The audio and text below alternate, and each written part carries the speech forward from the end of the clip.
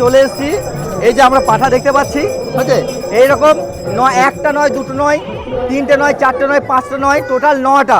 মানে সারা বিশ্বে এটা কোথাও হয় না, একদম রায় রামচন্দ্রপুর গ্রামে। এখন আপনি ক্যামেরাম্যানকে বলছি, আপনি দেখান এখানে এই যে খুঁটোটা ভালো করে দেখুন। 9টা 1 2 3 4 5 6 7 8 9টা দেখা যাচ্ছে।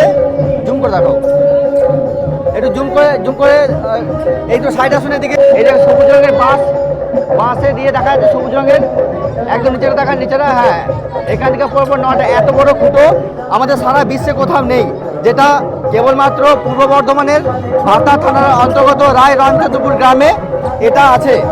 তো এখন আমরা দেখছি যে জায়গাটা পুরো ফাঁকা।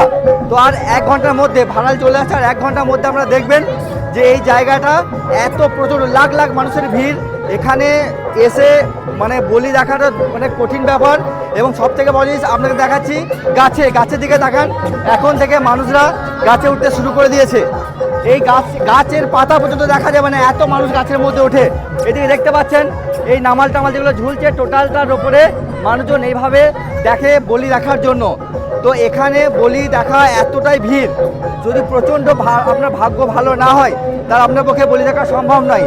এই তো এই এলাকায় দেখতে পাচ্ছেন এখানে প্রচুর মানুষের ভিড়, আস্তে আস্তে মানুষজন আসছে।